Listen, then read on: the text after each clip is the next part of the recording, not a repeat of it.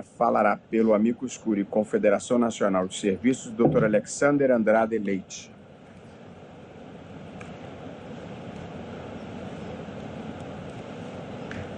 Muito boa tarde, senhor presidente. Obrigado pela palavra.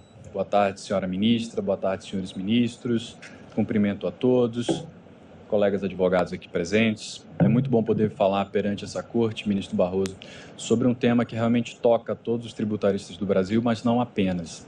Eu represento aqui hoje a Confederação Nacional de Serviços, que é uma entidade que congrega, ministro Fachin, 5 milhões de empresas prestadoras de serviços no Brasil, que possuem 27 milhões de trabalhadores com carteira assinada e que corresponde a 35% do Produto Interno Bruto brasileiro. Então, estamos diante de um julgamento que realmente vai impactar esta parcela relevantíssima da atividade empresarial brasileira e que viu, no precedente firmado no tema 69, um farol no qual visualizava o caminho que seria perseguido também neste caso.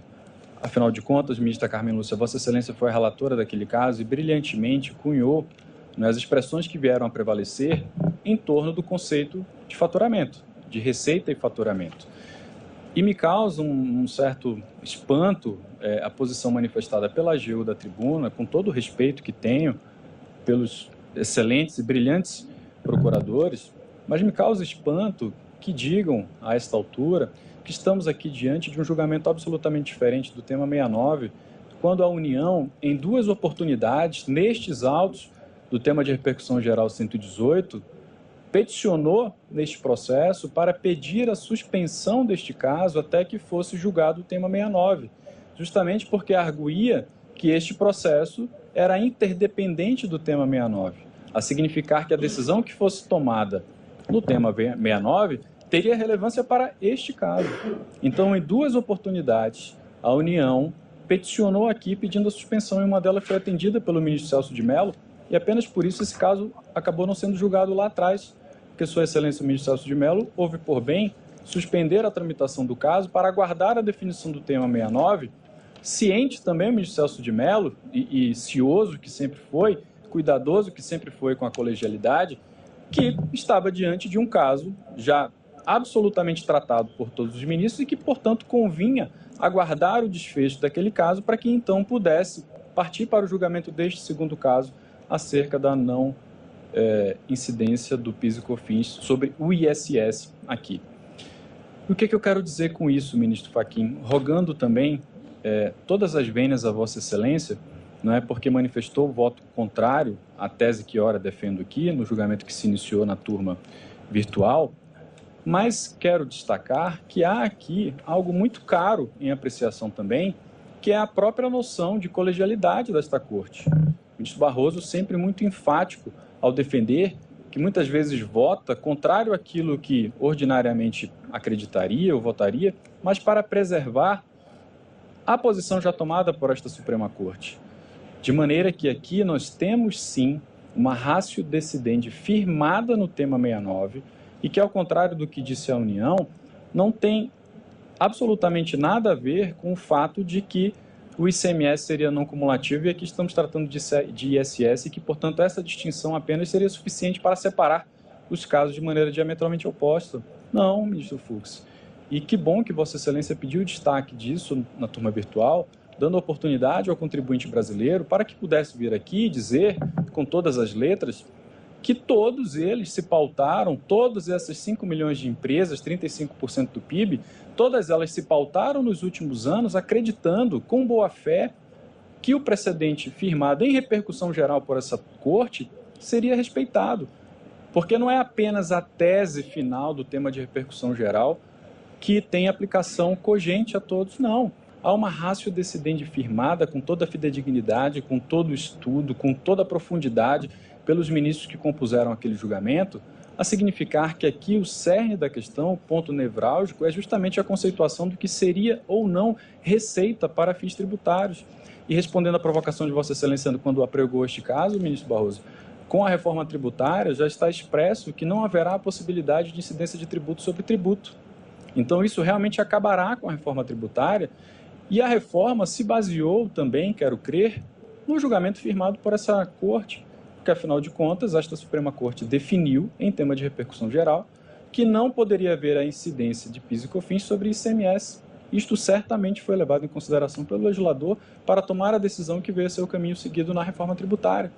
Não é? Então, estamos diante de um caso que, seja irmão, seja filhote, ele tem toda a relação com a decisão tomada no tema 69. E digo isso com todo e mais absoluto respeito às posições divergentes. Mas, infelizmente, eu tinha até uma sustentação oral diferente programada aqui, mas a sustentação oral da Fazenda da União me leva a ter que dizer esses pontos, ministra Carmen Lúcia, para defender, e aqui não estou apenas defendendo o contribuinte brasileiro, estou defendendo a força do precedente da Suprema Corte. Eu quero crer, com todo respeito e humildade, que eu não estou aqui apenas juntando um monte de tributaristas, representando empresas, para defender um ponto de vista que é diminuir o pagamento de tributos. Não, de jeito algum. Nós estamos aqui todos imbuídos dos melhores esforços para defender a decisão tomada em repercussão geral por esta Suprema Corte, para defender a posição e a boa-fé daqueles contribuintes que respeitaram essa interpretação. Houve uma exegese firmada por essa Corte, baseada no conceito de faturamento, que agora não poderia ser relegada, esquecida, mudar ao sabor do vento, a manifestação que vinha sendo tomada anteriormente pela AGU e que agora altera completamente.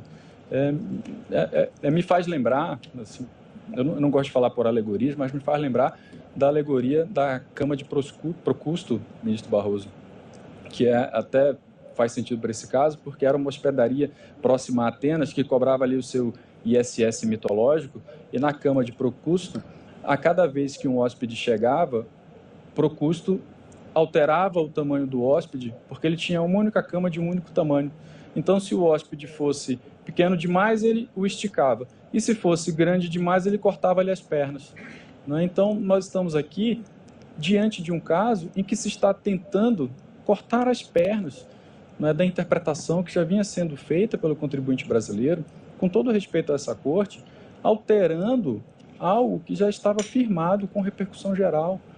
Os próprios precedentes trazidos pela União, aqui destacados, dizem respeito a julgamentos do passado do STJ, Superior Tribunal de Justiça, posições já superadas.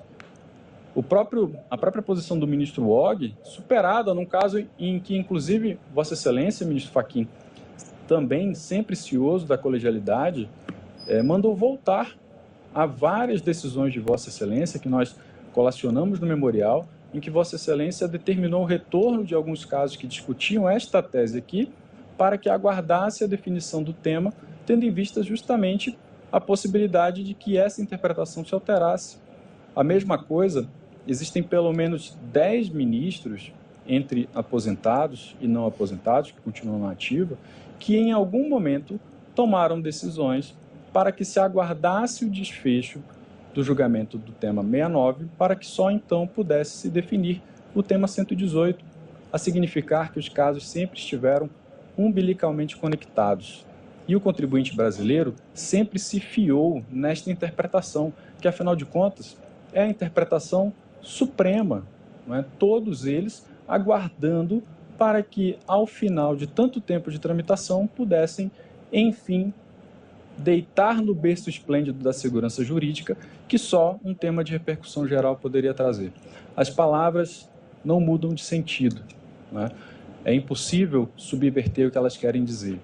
De maneira que, quando esta Corte cunhou o sentido do que seria receita e faturamento para efeito de interpretação tributária constitucional, se criou todo um sistema, como Vossa Excelência gosta de dizer, ministro Barroso, há um sistema constitucional que precisa ser respeitado em matéria tributária, mais importante ainda, porque senão o que era sistema passa a ser um mero castelo de cartas, sempre prestes a ruir, a depender das alterações, né, que ocorram sociais e econômicas. Não.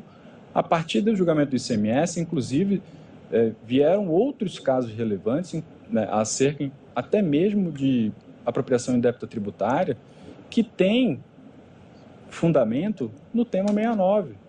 Então, todo um sistema exegético de interpretação tributária foi firmado por esta Corte e que agora deve também, com todo o respeito que tenho, deve também ser espraiado para o tema 118. porque, afinal de contas, não poderíamos admitir uma interpretação diferente, não isonômica e, acima de tudo, violadora da segurança jurídica para permitir que contribuintes em situações equânimes pudessem sofrer tributação diferente. Por isso, meu honesto pedido para que esta Corte dê provimento ao recurso e exclua o ISS da base de cálculo de PIS e COFINS. Muito obrigado, senhor presidente.